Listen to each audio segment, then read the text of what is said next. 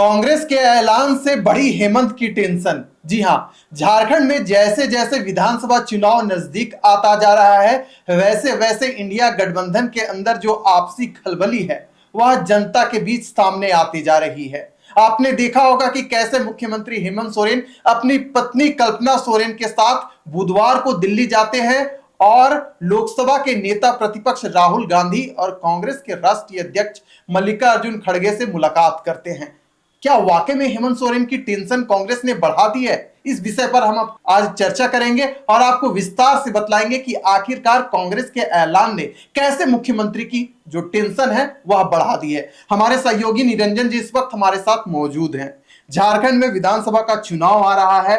अगर हम एनडीए की बात करें या इंडिया की बात करें, जो आपसी टेंशन है, जो आपसी विवाद है, अब खुलकर सामने आ रहा है। जो नया मामला आया है निरंजन जी कि कांग्रेस के ऐलान से बड़ी हेमंत सोरेन की टेंशन, तो आखिरकार कैसे टेंशन मुख्यमंत्री की बढ़ गई?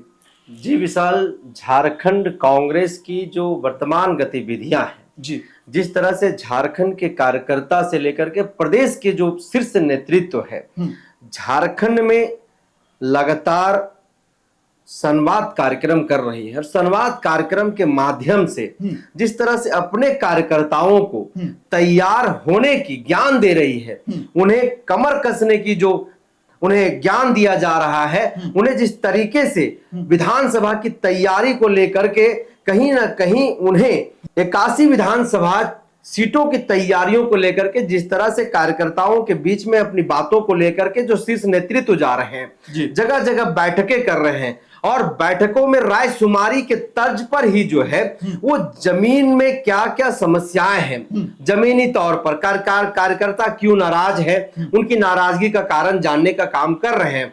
झारखंड में एक आध सप्ताह के अंदर ही जो है विशाल वो आचार संहिता लग जाएगा, जिस तरीके से चुनाव आयोग की गतिविधियां झारखंड प्रदेश में चल रही है। बिल्कुल। दुर्गा पूजा के कारण जो है यह कुछ दिनों तक टला हुआ है। जैसे दुर्गा पूजा समाप्त होगा, दुर्गा पूजा के समाप्ति के तुरंत बाद जो ही है झारखंड में चुनाव संहिता लग जाएगा।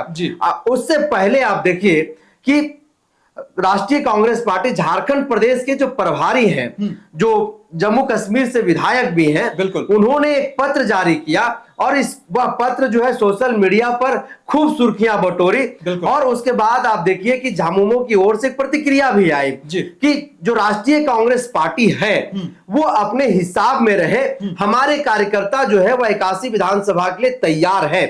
2019 के विधानसभा के चुनाव की हम बात करें तो 31 विधानसभा चुनाव पर सीटों पर जो है वह राष्ट्रीय कांग्रेस पार्टी चुनाव लड़ी, प्रत्याशियों को उन्होंने खड़ा किया, उसमें से 16 विधानसभा जो है वो जीत करके आए। बिल्कुल। लेकिन इस बार की जो उनकी तैयारियां हैं 35 सीटों को लेकर के, लगातार 35 सीटों पर जो है वो दबाव बनाए हुए इंडिया गठबंधन में, खास करके झामुमो पर, क्योंकि झामुमो झारखंड में सबसे बड़ी पार्टी के तौर पर 2019 में उभर करके आई महागठबंधन में। और 30 सितंबर का वह दिन था जब कांग्रेस झारखंड प्रदेश के प्रभारी का एक पत्र जो है वह सोशल मीडिया पर वायरल होता है और अपने कार्यकर्ताओं को सीधे तौर पर उस पत्र के माध्यम से वो संदेश देते हैं, एक आदेश देते हैं कि 81 विधानसभा सीटों पर जो है वह राष्ट्रीय कांग्रेस पार्टी चुनाव लड़ेगी, इसके लिए कार्यकर्ता तैयार है। और यही कारण है कि आज झारखंड में झारखंड मुक्ति मोर्चा हेमंत सोरेन के लिए बहुत बड़ा कारण बना हुआ है। आप कह सकते हैं कि झारखंड की राजनीति में इंडिया गठबंधन में खलबली मचा करके रख दिया है विशाल।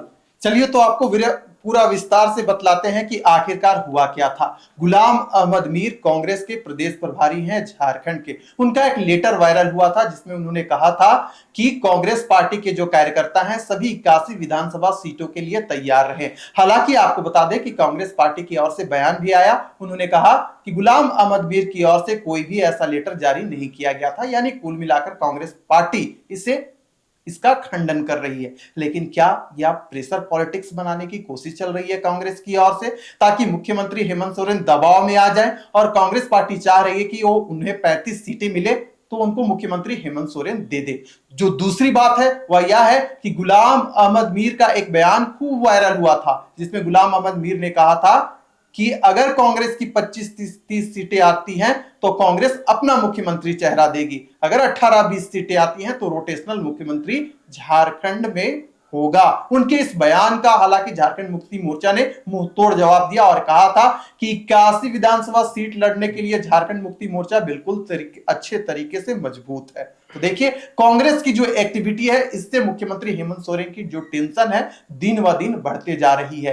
यही कारण है कि सीट शेयरिंग को लेकर मुख्यमंत्री हेमंत सोरेन अपनी पत्नी कल्पना सोरेन के साथ सीधे दिल्ली दरबार में जाते हैं और राहुल गांधी और कांग्रेस के राष्ट्रीय अध्यक्ष से मुलाकात करते हैं। निरंजन जी, क्या वाकई में 2024 विधानसभा चुनाव को लेकर जो कांग्रेस है वो प्रेशर पॉलिटिक्स का कार्ड खेल रही है ताकि मुख्यमंत्री हेमंत सोरेन दबाव में आ जाए, और साथ ही साथ विपक्ष में अहम भूमिका निभा रही भारतीय जनता पार्टी भी जिस प्रकार से गठबंधन सरकार पर हमलावर है, इससे हेमंत की टेंशन बढ़ गई है? बिल्कुल विशाल, हेमंत के ऊपर तो प्रेशर बनाया ही जा रहा है। बिल्कुल। मीर की वह पत्र जो राजनीतिक गलियारों में सुर्खियां बटोरा। बिल्कुल। राजनीतिक पंडित यह भी कहने लगे कि क्या इस बार 2024 के विधानसभा के चुनाव में कांग्रेस अकेले 81 विधानसभा सीटों पर चुनाव लड़ेगी। और उस पत्र के बाद झारखंड मुक्ति मोर्चा के जो नेता हैं हेमंत सोरेन की टेंशन भी बढ़ गई। सीट शेयरिंग को लेकर के वो देखिए कि आनन फानन में जो अपनी धर्मपत्नी जो गांधी से विधायक है कल्पना सोरेन दिल्ली पहुंचते हैं।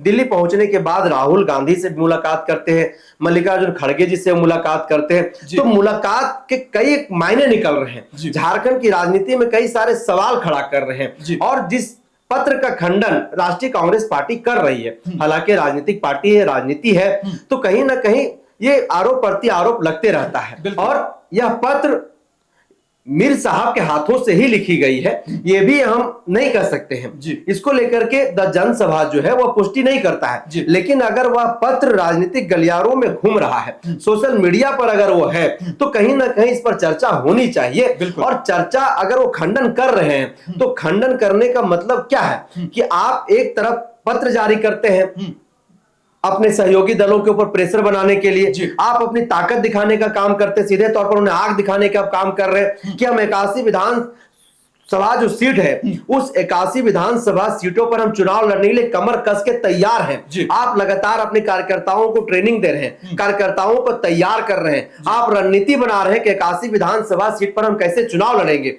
आप कहीं ना कहीं कैंडिडेट को भी उसी तरीके से वहां पर प्रिपरेशन कर रहे हैं। आप उनके प्रवक्ता की देखिए तो सीधे तौर पर कहते हैं कि देखिए राजनीति है, बातचीत तो होनी ही चाहिए, क्योंकि लोकतंत्र है तो लोकतंत्र में बात रखने के अधिकार हर किसी को है।